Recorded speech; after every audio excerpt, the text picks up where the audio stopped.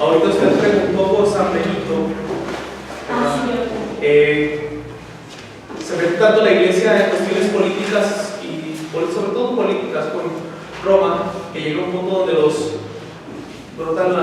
una corriente de espiritualidad, una respuesta de parte de la iglesia, de decir no toda la vida es política. Entonces, de tan metida que están en el mundo, hay unos que salen del mundo y se le llama la fuga mundi. Empiezan con ellos, con los ¿cómo se llama? Anacoretas, los que se van al desierto y no, ellos San Benito, que arrastra muchas personas a retirarse del mundo. Aquí tenemos un gran toque en la puerta. Al salir del venón. Muy bien. La última vez que tuvimos, hace 15 días, unos 4 minutos, que tuvimos la clase, mencionábamos una perspectiva así general con respecto de la eclesiología, ¿verdad?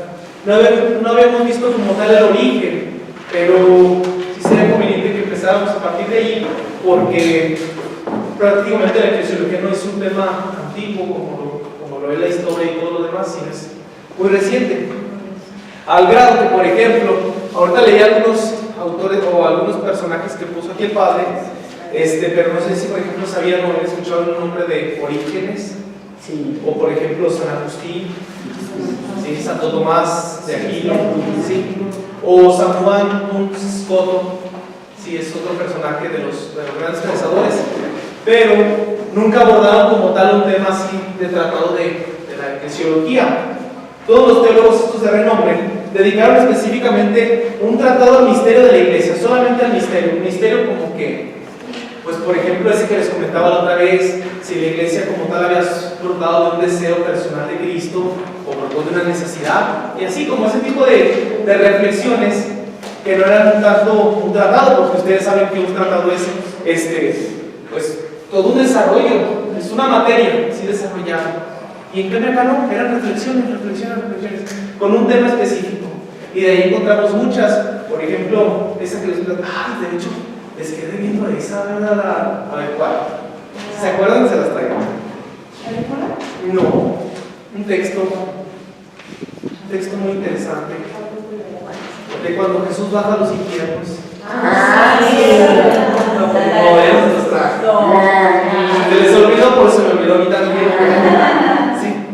Bueno, ellos dedicaron un tratado al misterio de la iglesia, aunque ciertamente no pudieron ignorarlo, solamente lo mencionaron, cuando de ellos se han ocupado y lo han hecho ocasionalmente con algún texto de otra temática o argumentaciones como cuáles. Por ejemplo, no sé si les suena ¿cómo se llama? San Juan Crisóstomo.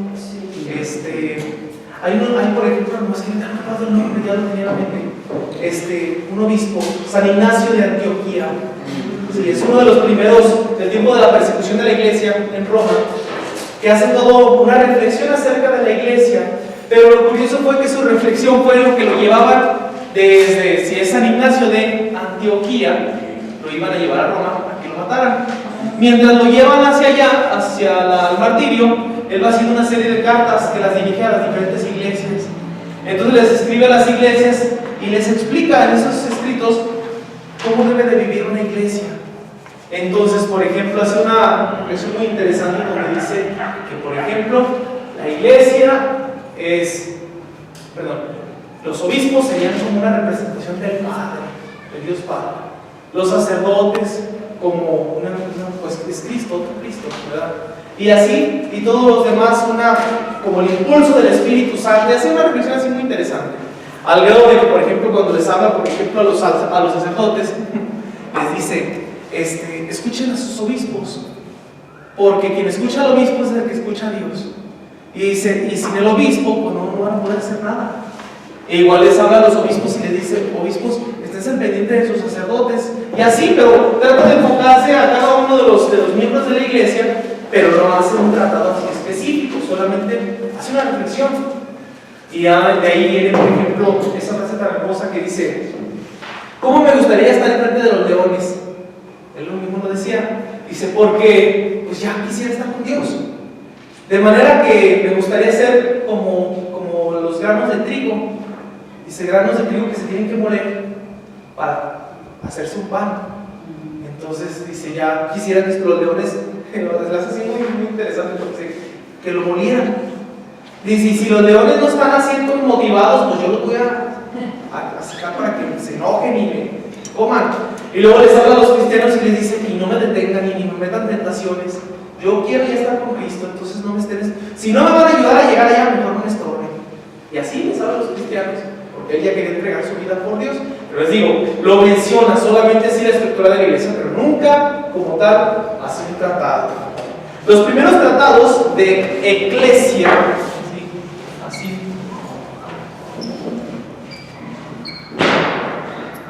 de Eclesia, acerca de la iglesia, se remontan al fin del medioevo y tienen en cuenta sobre todo el aspecto jurídico. ¿Sí? Y de ahí es algo de lo que ahorita estaba. Como que yo y el padre vamos ahí como en media sintonía, ¿verdad? Porque ahorita les voy a explicar por qué. ¿Cuál fue la causa que les digo que era la causa de, como que les dio a entender del cisma entre Oriente y Occidente, entre Constantinopla y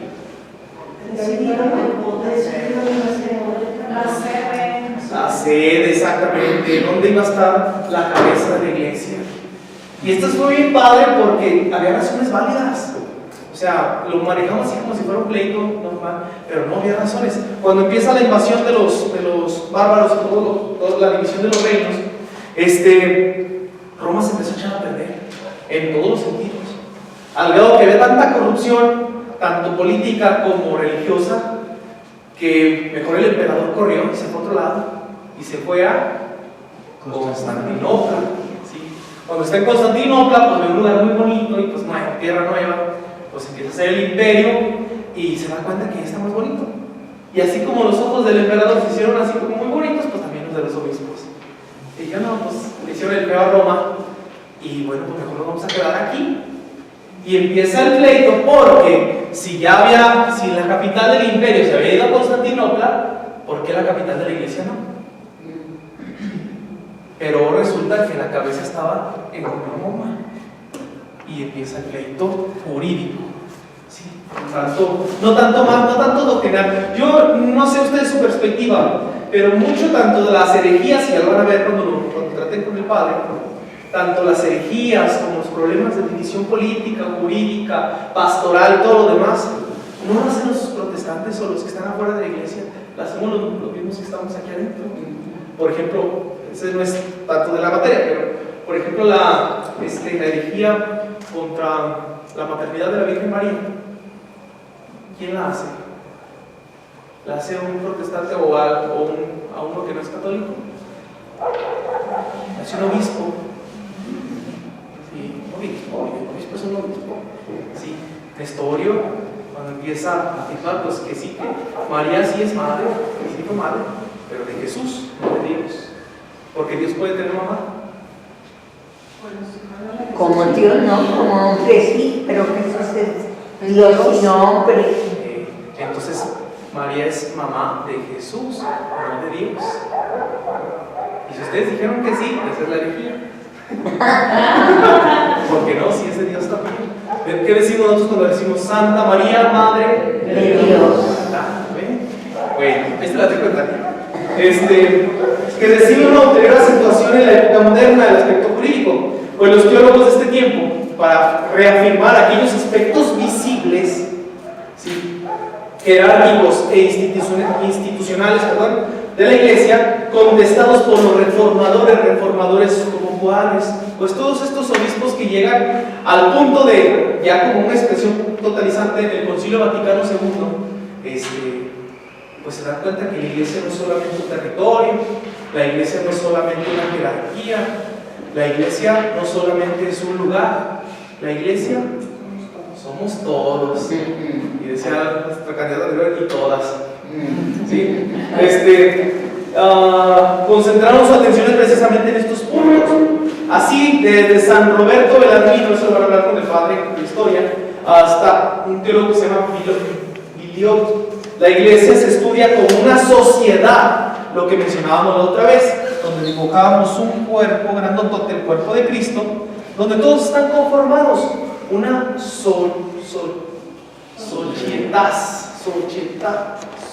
societas, de latín, donde estamos incluidos, donde nos vemos involucrados todos, que tiene ciertamente finalidades sobrenaturales. ¿Cuál es la finalidad sobrenatural de la iglesia?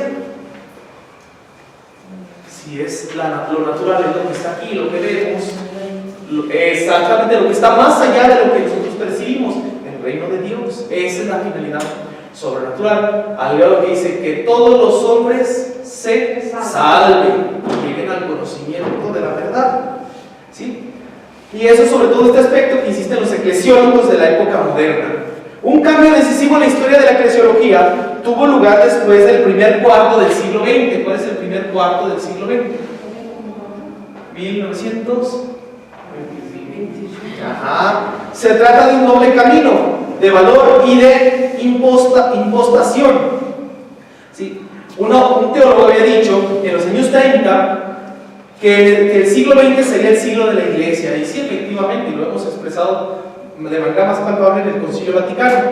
Ciertamente no se puede negar que el siglo saliente haya sido el siglo de la eclesiología, y de hecho sí, todos los tratados y documentos que expresó la iglesia, si ustedes los analizan, ninguno trata una herejía, y los demás concilios, casi todos, o trataban una herejía o trataban un problema así jurídico o social de la iglesia, pero nunca en sí mismo que era la iglesia. De hecho, Juan 23 fue una de las preguntas con las que inicia el concilio, ¿sí? ¿Cuál es la pregunta que se hace? Juan 23, iglesia, ¿quién eres tú? Esa es la pregunta que se hace. Ya después otro le sacan otras frases, como por ejemplo, vamos a abrir la iglesia, tanto las puertas como las ventanas, para que salga todo ese polvo de los años medievales, y vamos a ver la iglesia qué es, ¿sí? Porque eso no nos habíamos puesto a pensar. Ciertamente, pues no se puede negar ese siglo que haya sido de eclesiología, pues la atención que los teólogos han reservado al misterio del cuerpo de Cristo, a esta parte, ¿sí? La iglesia no ha sido poca. En este periodo la iglesia ha pasado a ocupar el centro de la problemática teológica, al grado de que todavía tenemos problemas ahorita, ¿sí? Y problemas serios que brotaron. No sé si ustedes se acuerdan o sepan, cuando pasa el Concilio Vaticano II, Juan 23, pues él fue el que lo inició, pues y ahí va empezando, pero en cuanto va empezando, se le suelta una bola de problemas, y no problemas tantos desde fuera, desde dentro, ¿sí? Porque cuando empieza a reflexionar acerca de la iglesia, se empiezan a ver pequeños cambios. Por ejemplo, es necesario, por ejemplo, que el Papa vaya en su superasiento cargado como los egipcios, así como los ¿cómo se llaman? Faraones. Los faraones, exactamente. Porque de hecho los pajes, si ustedes buscan en internet, imágenes, son así como telas rayadas de tradición egipcia, ¿sí? Y iba cargado como los egipcios, y hasta traía sus abanicotes como los egipcios. Era un rey. ¿Era necesario eso? No. Pero que se baje el Papa de ese asiento, y los cardenales, pues también se tienen que bajar, y eso cuesta. Ya cuando estás arriba y que te digan, no, siempre no, más para abajo, es algo que duele. Como ser humano, siendo sinceros, a todos nos duele. Y pregúntale, por ejemplo, a alguien que tiene el puesto de gerente y de repente lo mandan al estacionamiento, que pues, ¿verdad? López Obrador, que les bajó el sueldo a... Pues duele, claro que sí. En este periodo, la iglesia pues pasa a ocupar el centro de la problemática. ¿Quién es la iglesia? ¿Vale? Pero por esto les decía, cuando estaba Juan 23, pues sí, costó. Pero el problema así más fuerte, ¿a quién le tocó? Pablo VI, el Papa que le dicen el Papa del Concilio. Aunque lo inicia Juan 23, pues fue una... ¿Cómo es providencial la iglesia? ¿Cómo, junto con la expresión de la presencia de Dios? Porque la propia película les pone, pero por ejemplo en la película de Juan 23 ahí lo refleja muy bien. Al Papa Juan 23, ¿por qué lo pusieron? Era un Papa provisional, un Papa de paso. En lo que sale el otro Papa, a él vamos a ponerle, ahí para que se quede, ¿sí? Para que no digan que no hay Papa. Y mientras que llega, pues Papa que dice, vamos a hacer un concilio, y pues se echó en contra de la mitad de la iglesia, ¿sí? Sale Juan 23, se muere, llega Pablo VI, y pobrecito, pues igual si tienen chancita en alguna ocasión vean esa película, aunque no es toda la historia completa, pero sí refleja las mayores partes. Sufrió muchísimo, mucho, al grado de que algunos decían que se había vuelto loco. ¿Sí? Por ejemplo, le llegan los casos de renuncia de miles de sacerdotes. ¿Sí? Cuando el Papa promueve como el desarrollo de la persona y todo lo demás, muchos sacerdotes incluso lo malinterpretan. Los sacerdotes se van a las fábricas a trabajar pensando que con eso le agradan al Papa y se van con la gente, así con las personas, y se van a la fábrica y sópatelas, allá se quedan. ¿Y quién se va a las iglesias? Nada. Entonces un renunciadero les quita la parte de la mística de las grandes congregaciones, tanto monásticas como religiosas, y ellas que se sentían todas empoderadas, y sópatelas que también les quita eso. Un renunciadero de religiosos. No, una cosa bien padre, que acabó así, de veras, por cuestionar quién es la iglesia, pues. ¿Sí? Ahorita, por ejemplo, a lo mejor ahorita no pasa tanto aquí, porque pasa diseño pura, o padre, vicario, si estuviera diácono, ¿cómo está? Pero por ejemplo, vea el señor Villas y el otro día cuando estaban asaltando. Ayer estuvo a punto de que me golpeara, estuvo bien padre. Pero sí, o sea, se sigue preguntando quién es la iglesia. Llega un muchachito y dice: quiero hacer un juramento, mi hermano y yo. Y entra el muchacho, pues bien tristecillo, bien apretadillo, y estamos platicando, hace su juramento. Y ya, se sale, ya más un poquito más confortado. Pero en lo que estaba haciendo el juramento llegaba un muchacho y tocaba, que sabe qué alegaba. Dije yo por dentro, que no sea el hermano, que no sea el hermano. Y si hiciera el hermano. Después de él que entra el otro y enojado y así como muy molesto y nervioso, y que sabe que, ¿por qué quiere hacer su juramento? Por droga. Bueno, ¿qué droga consume? Cristal. Y yo, ¿y hace rato consumió? Hace rato. Y yo, pero molesto. Y yo, pues tengo que medir mis palabras porque cualquier cosa me la puede malinterpretar y se me deja ir encima. Sí. Y luego lo más padre fue que tenía días de haber salido del penal. O sea, fue todo un cúmulo de cosas que dices: híjole, mejor posteamos estar en mi casa. Pero así, de ese tipo de cuestionamientos son los que se dan. A ver, ¿quién es la iglesia? Porque tanto la iglesia soy yo como es él. Entonces, ¿cómo está todo eso? Bueno, dos corrientes conciliares llegan a ser convergentes en el estudio de la iglesia. Una que encontraba su fuente y su inspiración en la iglesia, y de ahí brota un documento que conocemos que se llama Lumen. No lo conoce. Gentium. Sí. La luz de las. Se habla de las gentes, pero no me gusta el término gente. Eso se ve como muy vulgar. La luz de las personas, la luz de las naciones, la luz de todos. Sí. Es un documento que esperamos que se pueda reflexionar porque es muy interesante, sobre todo porque habla de la iglesia en su totalidad. ¿Sí? Sobre todo cuando se mencionaba algo de la iglesia anteriormente, antes del Concilio Vaticano II, ¿qué era la reflexión? Los obispos. El obispo tiene derecho, y tiene derecho, y tiene derecho, y tiene obligación, y tiene obligación, y tiene derecho, y puros derechos. ¿Sí? O los sacerdotes, y tienen derecho, y esta obligación, y derecho. Pero nunca se mencionó a la sociedad, a todos los que conformamos la iglesia, hasta que se brote ese documento. Entonces es una corriente de reflexión. Y la otra, siguiendo también un impulso conciliar del mismo Concilio Vaticano, que procuraba facilitar el encuentro con las iglesias separadas. Otro problemota, porque por ejemplo, el problema todavía con la iglesia de Oriente todavía está. Sí, de hecho el Papa no tiene comunicación con ciertas iglesias. ¿Sí? ¿Y el pleito cuál es? Yo soy el jefe. Aunque el Papa Francisco sea así muy bueno, pero él sigue siendo la representación de toda la iglesia de Occidente. Y aunque él llegue y se ponga de rodillas y le bese los pies al de la iglesia de Oriente, el pleito sigue. ¿Sí? Muchos dicen: es que es por el problema del Espíritu Santo. Y sí, algunos sí, los que son muy pensadores, sus reflexiones, por una palabrita, que se le conoce como, bueno, ese es otro tema, no me saquen del tema, por favor. Sí, bueno, esta es esa corriente del impulso conciliar que procura facilitar el encuentro con las iglesias separadas y con el mundo de los no creyentes. Esa es ¿cómo se llama?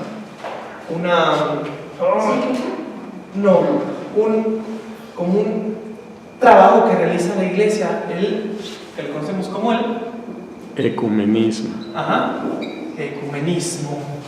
O sea, el diálogo ecuménico, ecuánime, de que todos somos iguales. De hecho, los estudios que llegan a hacer estos grupitos que la misma iglesia conforma, tratan de buscar eso. Más que buscar qué es lo que nos divide, los últimos papas han buscado qué es lo que nos une. ¿Sí? Y de hecho muchos documentos incluso que tenemos en la iglesia, por ejemplo el papa Ratzinger, él utilizaba pensamiento de protestantes para sus documentos. Y por ejemplo, un día se metió en un problemota en un ¿por qué? Fíjate que estamos acordando de ese drogadicto. En un encuentro que tuvo, así de ecuménico, en su reflexión hizo mención de un autor que estos, ¿cómo se llaman estos locos?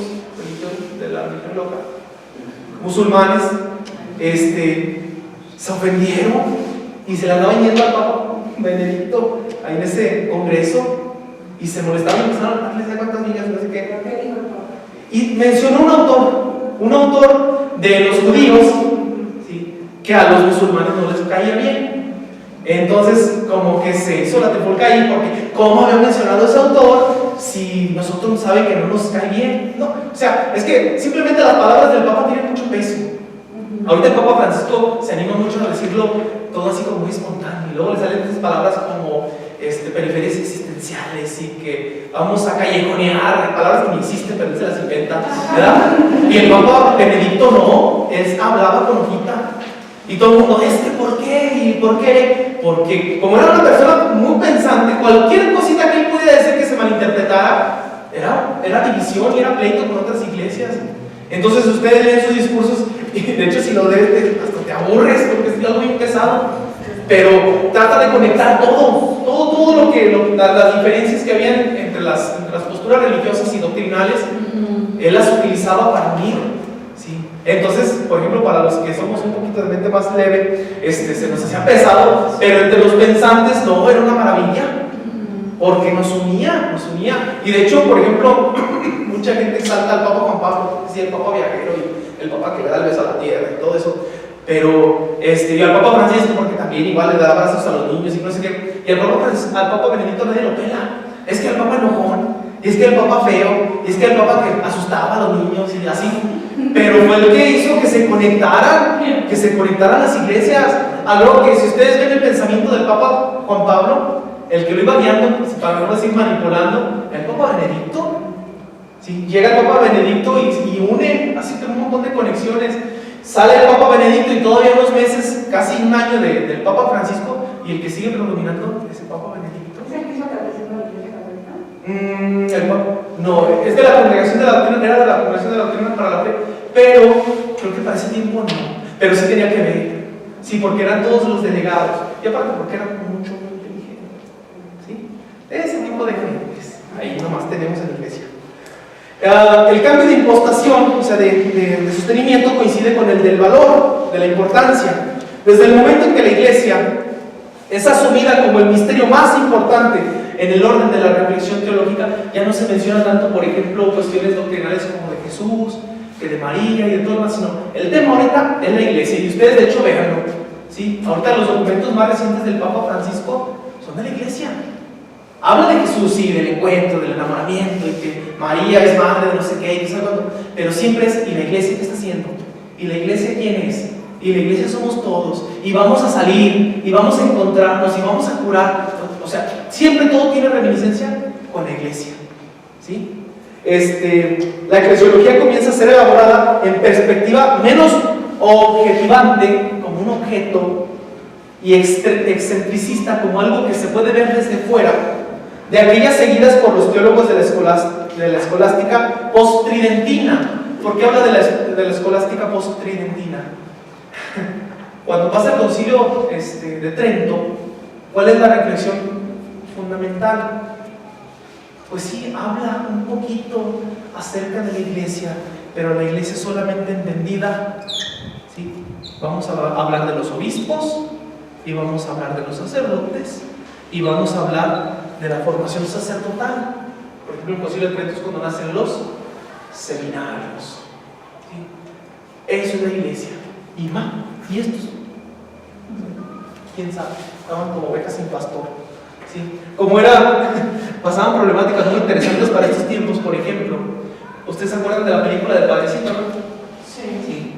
Que lo mandan y que se va a un pueblito que ni siquiera sabe dónde es. Y luego llega Cantinflas y llega y el Padrecito que está ahí, si ustedes se fijan, nunca se ve que diga nada. Nunca. ¿Sí? La perspectiva de los sacerdotes para aquel tiempo era que eran unos tontos. O sea, pasar desde San Ambrosio y San Agustín, Santo Tomás, gente muy pensante, llega a un punto donde los sacerdotes pues dan misa, confiesan. ¿Y qué más? No, pues que ya no saben muchas cosas. Más o menos saben latín. Y llega un punto donde se les considera como ignorantes. ¿Sí? Entonces, brota, a ver, si esos sacerdotes van a ser los que van a ser los obispos, ¿hasta dónde vamos a llegar? Y si esos sacerdotes están llegando porque se van y se educan en los templos y el padre no les dedica tiempo para educarlos, ¿dónde se van a educar esas semillas, esos futuros sacerdotes? Necesitamos dos seminarios, ¿sí? Para que esto esté bien y esto también. Eso es prácticamente lo que se dedica el Concilio de Trento. ¿Sale?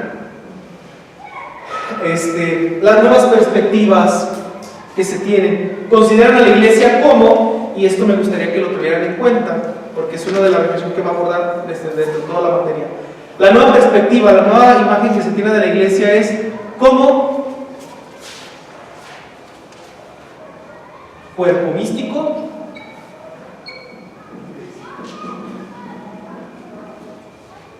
la segunda perspectiva es sacramento de salvación,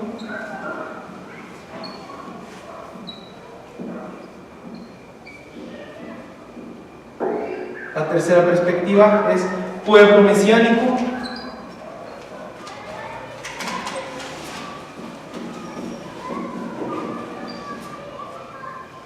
la cuarta perspectiva es comunidad de amor.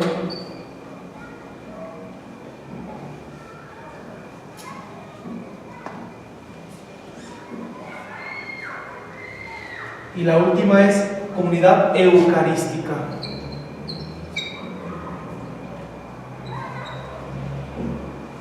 Y ya algunas otras que son un poquito más simples, pero las grandes perspectivas que se tienen de la iglesia ahora son estas.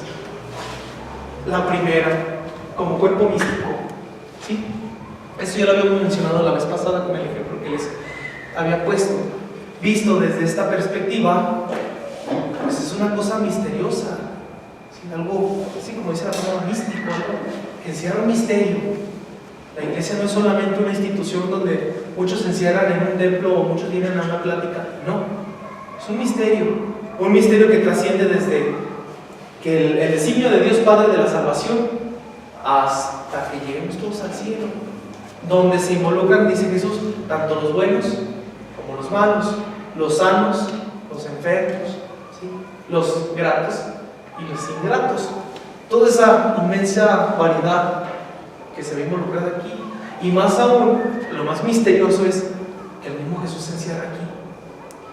Esa tendencia de herejía que les dije el otro día de los que se van al infierno siendo partes del cuerpo de Cristo, es ese misterio tan grande que pues, no lo podemos así como responder si este sí se fue porque me cae gordo. No, sabemos. ¿Sale? Comunidad eucarística. ¿Qué es Eucaristía? ¿Qué significa la palabra Eucaristía? Sí, es una comida exactamente, pero que tiene su expresión en la acción de gracias. Sí, es una acción de gracias, una comunidad que da gracias. ¿Y gracias de qué? De todo lo que en ella se ve reflejado. Sobre todo la cuestión de la salvación. ¿Listo? La situación actual de la iglesia. Lo que en la situación actual hace particularmente difícil la tarea del eclesiólogo es que hoy se ha de tener en cuenta que nos encontramos en un horizonte cultural nuevo. El horizonte cultural de este momento, ¿cuál es? Todo se cuestiona. Todo, absolutamente todo. Yo, por ejemplo, ahorita que venía a la noche, por cierto, ya casi me he chocado, pero bueno, ya venía, y yo pensaba, por ejemplo, en tantos pleitos ahorita que circulan en internet, y donde me dicen, es que respóndales, mire que de los de la ideología de género, y yo, no, es que no tengo nada que decirles porque ellos no quieren escuchar, ellos nomás quieren hablar. Entonces, no, así no se puede hacer un diálogo. Yo me voy a ver, ¿por qué no trabajan en la equidad, por ejemplo, dice, hay desigualdad, por ejemplo, en los precios de la gasolina?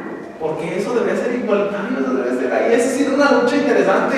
No, pero la gasolina cara y la barata, que los por centavos que lo diferencian, ¿verdad? Pero eso es desigualdad. Por ejemplo, la cuestión de las escuelas y de los colegios, eso es desigualdad.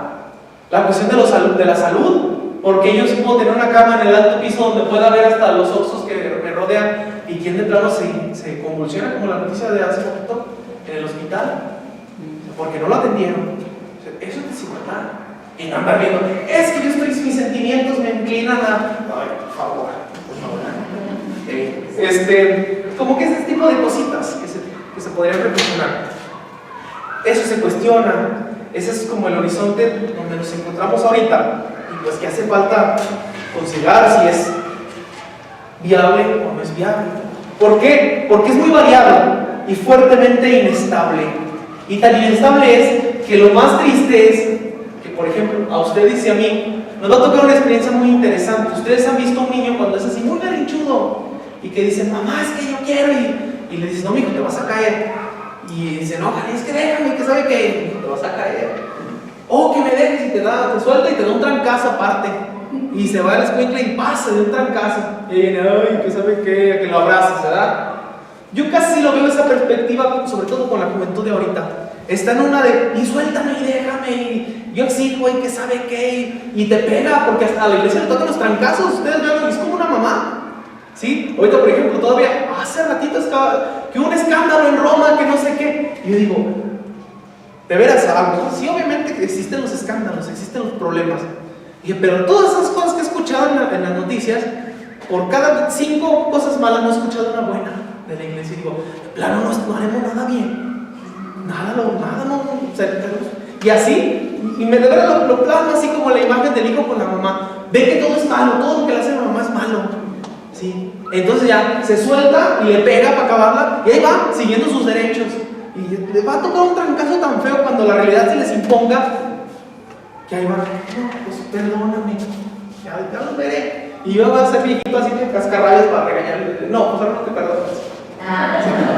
No, pero de veras es interesante esa nueva perspectiva, donde los muchachos se encierran tanto en sus posturas. Yo diría, todavía fuera una postura así como bien fundamentada, bien pensada, donde no trataras de acabar con todo el mundo para ahora sí decir que tú vas a construir uno nuevo.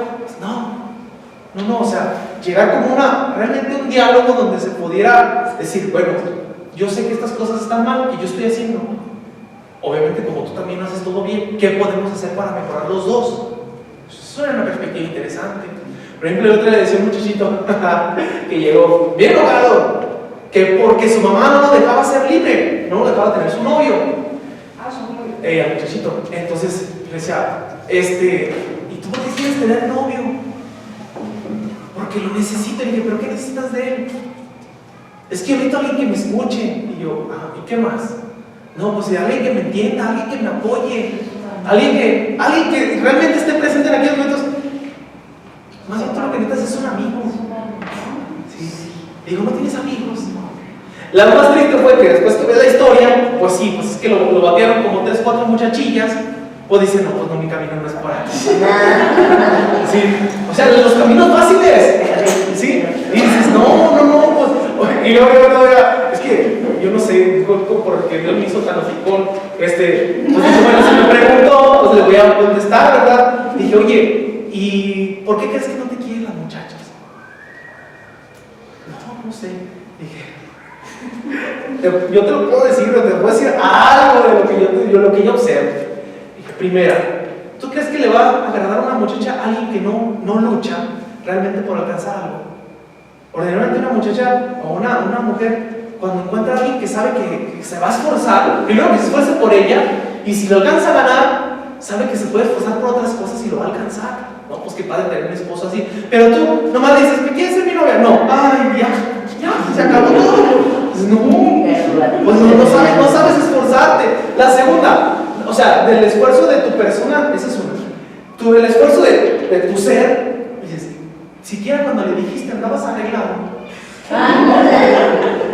Sí, No es que me preguntó, yo me sentía en el derecho de responderle. Le dije, ¿andabas arreglado? Y dice, pues ¿cómo arreglado? Le dije, o andabas así como andas ahorita. Y ya lo vas a ver. Y dice, o sea, es que eso que tiene que ver. Le dije, no, pues para ellas todo lo que hacen con fijadas. No, tienes que andar al 100. Y dije, y la tercera, ¿tú qué le puedes ofrecer a alguien así? O sea, si no tienes nada que ofrecer, pues entonces, ¿qué pides? ¿Qué le puedes pedir a alguien así? Dije, pues no sé, digo, yo pienso, pero no sé, tú decides. Siempre me argumento ese, yo lo pienso, pero tú sabrás.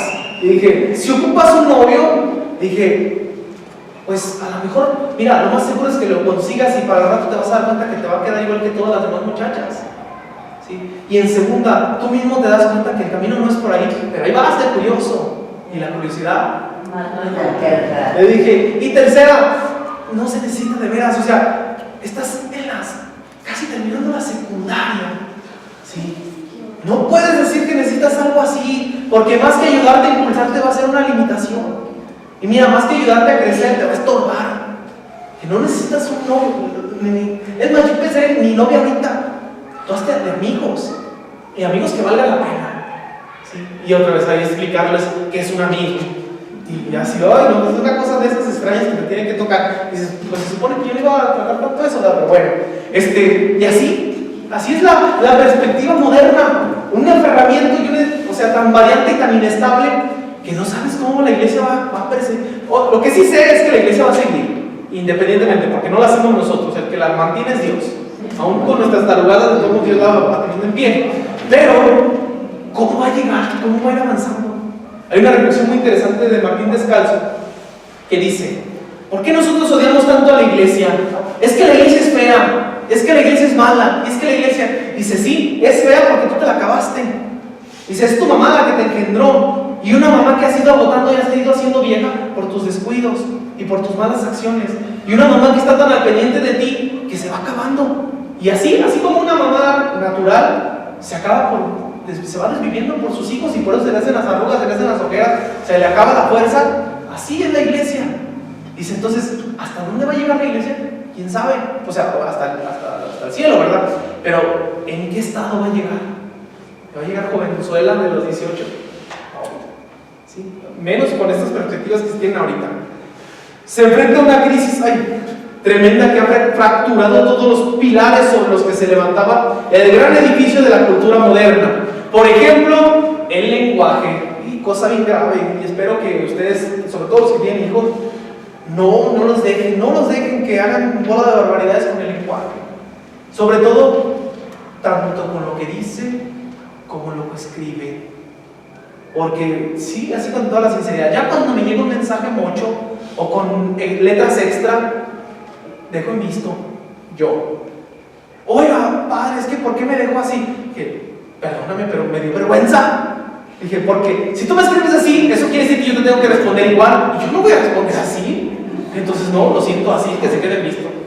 ¿Sí? Ya cuando me ponen hola, con muchas A o con muchas O, dices, no, es un cambiante de lenguaje. ¿Cómo puedes empezar a reflexionar algo profundo si el lenguaje tú lo alteras, tú lo modificas, tú lo haces como te dé tu regalada gana? Pues no, es algo que nos incluye a todos. Ahí sí se podría hablar de la inclusión que tanto pelean las muchachas ahorita. Es que todo tiene que ser incluyente. Pues sí, vamos empezando, pero desde adentro. Y ya viendo desde adentro te vas a dar cuenta que para lo que afuera no hay tanta necesidad, tantos pleitos y rayones y que fueras, ¿sabe cuánto? Pues bueno, las costumbres, por ejemplo, también las estructuras sociopolíticas, ahorita un tema tan original. Si les platiqué la vez pasada, ¿no? Que había un político que decía que quiere hacer justicia, quiere hacer política, mató a un obispo. Y son frases de ahorita y en algunos países. ¿Quieres hacer realmente algo por tu pueblo? Mata a un obispo. ¿Sí? Y ya. Pues bueno, Los valores, por ejemplo, tanto que peleamos ahorita también, valores como cuáles, la familia, el respeto, la amistad, entonces el amor, cosas tan grandes que no, ya no se tienen por nada. Simplemente cómo piensas en una familia cuando dices, no, vamos a meter 2 papás, vamos a meter 2 mamás, vamos a meter 2 hijos, donde vamos a esperar a ver qué resultan ser. Dices, pues es inestable, todo es inestabilidad. ¿Sí? Dices, ¿a dónde? ¿Hacia dónde se va caminando todo? No sabemos. Esos pilares que se podría decir fungían como la gramática. ¿Qué es la gramática? La forma, o sea, el modo correcto, el caminito bien hecho, ¿sí? Para la formulación de las verdades cristianas, hoy ya no son condivididos y muy frecuentemente son atacados e incluso rechazados. ¿Sí? Por lo tal, hacer un estudio de la eclesiología ahorita será fácil o será difícil. Muy complicado. ¿Sí? Porque a veces, incluso ni nosotros mismos entendemos, si no entendemos quiénes somos nosotros mismos, ¿cómo vamos a entender algo tan grande y misterioso como la iglesia? I'm sorry, se acabó el tiempo, dejamos 5 minutos para descansar y ahorita seguimos.